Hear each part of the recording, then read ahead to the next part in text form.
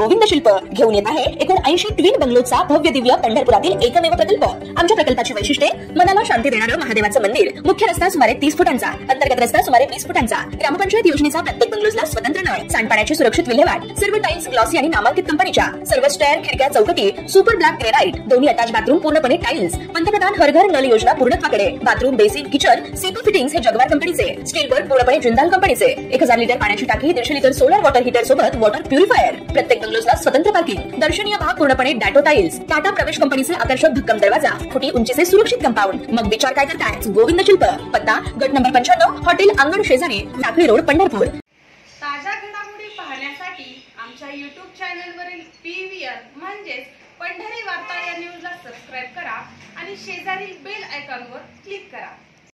मनोज जरांगे पाटील यांनी केलेल्या आव्हानानुसार मराठा आंदोलक हळूहळू मुंबईमध्ये पोहोचण्यास सुरुवात झाली आहे। रेल्वे आणि रस्ते मार्गाने आंदोलक आझाद मैदानाजवळ जमा होऊ लागले आहेत। गुरुवारी रात्री स्वतः मनोज जरांगे पाटील या ठिकाणी पोहोचतील। शुक्रवार सकाळपासून त्यांच्या बेमुदत आंदोलनाला सुरुवात होईल। तत्पूर्वी मुख्यमंत्री देवेंद्र फडणवीस यांनी मनोज जरांगे पाटील यांच्या आंदोलनावर प्रतिक्रिया दिली असून मराठा समाजाला ओबीसी कोट्यातून आरक्षण देण्याची मागणी समाजाच्या हिताची नाही असं त्यांनी म्हटलं आहे। तसंच मराठा आणि ओबीसी या दोन्ही समाजावर अन्याय होणार नाही याची काळजी घेतली जाईल अशी ग्वाही देखील त्यांनी दिली। माझी दोन्ही समाजाला माझी विनंती आहे की शासन दोन्ही समाजाच्या हिताचा विचार करेल। कुठल्याही समाजाला दुसऱ्या समाजासमोर आणण्याचा शासनाचा हेतू नाही। त्यामुळे कोणावर अन्याय करून कोणाला देण्याचा प्रश्न नाहीये। दोघांचे प्रश्न आम्ही सोडवणार आहोत। त्यामुळे ओबीसी समाजानेही हे लक्षात ठेवावं की कुठेही त्यांच्यावर अन्याय आम्ही होऊ देणार नाही आणि मराठा समाजाने हे लक्षात घ्यावं की आम्हीच सोडवलेत सगळे प्रश्न, दुसरे कोणी सोडवले सांगावं कोणी सोडवलेले आहेत। मराठा समाजाचे प्रश्न आमच्या सरकारशिवाय म्हणजे मी मुख्यमंत्री असताना, शिंदेजी मुख्यमंत्री असताना तेव्हाच सुटले आहेत, बाकी कधी सुटले प्रश्न आणि आम्हीच सोडवणार आहोत। आंदोलन संपलेली आहेत। महाराष्ट्रातच मराठा आंदोलन नेमकं का उद्भवलं? मुळामध्ये ही जी सगळी आंदोलनं होती त्या लोकांना हे लक्षात आलं की ईडब्ल्यूएस आल्यानंतर त्यांचा प्रश्न बऱ्यापैकी त्या ठिकाणी सुटलेला आहे। आपल्याकडे कदाचित ती ईडब्ल्यूएसची मानसिकता तयार झाली नाही आणि त्याच्यामुळे काही प्रश्न कॉम्प्लिकेटेड आहेत, पण आता आपण तोही प्रश्न सोडवलेला, आपण आरक्षण दिलेलंच आहे आणि कोर्टात अजूनही ते टिकलेलं आहे। राहुल गांधी आरक्षण का जो मुद्दा हो रहा है, आपको न्याय की लड़ाई से ज्यादा ये शक्ति प्रदर्शन ज्यादा लग रहा है अननेसेसरी का, क्योंकि जिन परिप्रेक्ष्य में हो रहा है उसको ध्यान में त्योहार है। देखिए, हमारा बहुत सीधा और साफ कहना है, लोकतंत्र में सभी को अपने अपने व्यूज रखने का अधिकार है, आंदोलन करने का भी अधिकार है।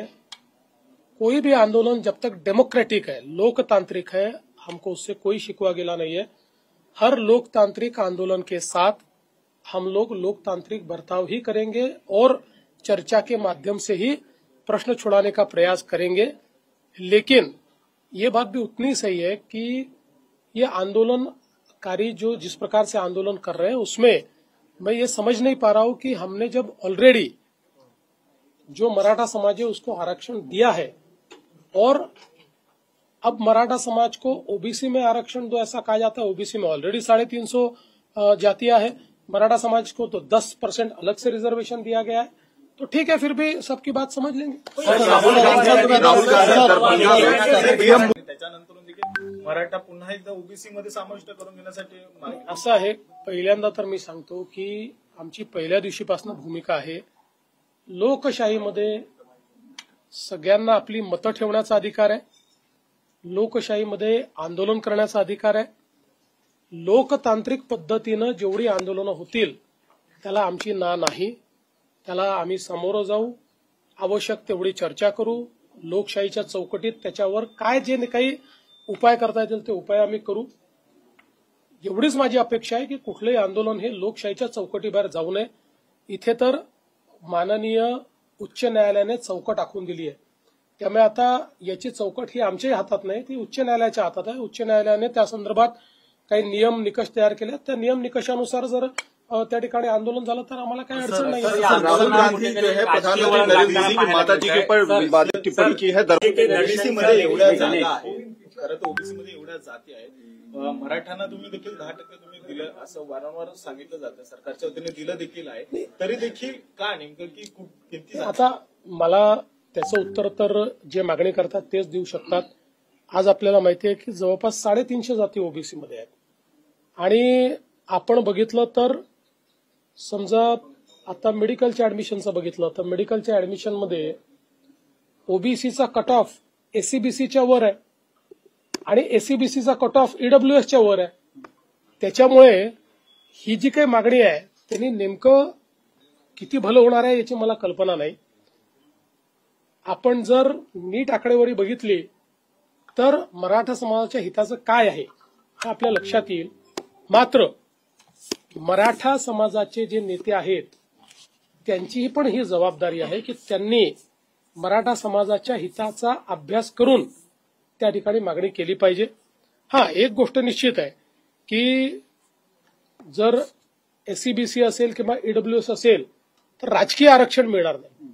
राजकीय आरक्षण हेतू असेल तर वेगळी गोष्ट आहे, पण राजकीय आरक्षण हा जर हेतू नसेल आणि सामाजिक आर्थिक परिवर्तनाची लढाई असेल, ऍडमिशन्स मिळाल्या पाहिजेत, नोकरी मिळाली पाहिजे, तर मला असं वाटतं की मग मागणीचा योग्य प्रकारे विचार किमान काही विचारवंतांनी तरी केला पाहिजे. तुम्ही मराठा समाजाला लागतोय, उद्धव ठाकरे असतील, शरद पवार असतील, ते देखील आता पाठिंबा देताना पाहायला मिळतात. काय या आंदोलनाला